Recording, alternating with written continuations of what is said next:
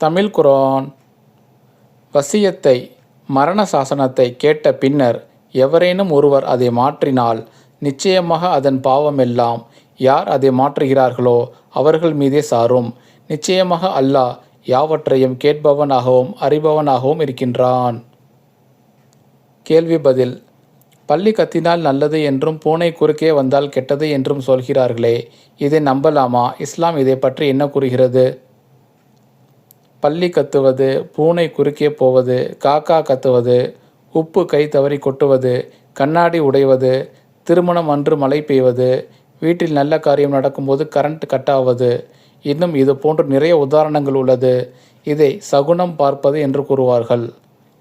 சகுனம் பார்ப்பது இஸ்லாத்தில் முற்றிலும் தடை செய்யப்பட்டுள்ளது. அதாவது ஹராம். இதை நாம் நம்பக்கூடாது. ஹராம் மீன்ஸ் பேண்ட். நமக்கு நன்மையோ தீமையோ அது இறைவனிடம் இருந்து ஏற்படுகிறது என்று நாம் நம்புதல் வேண்டும்.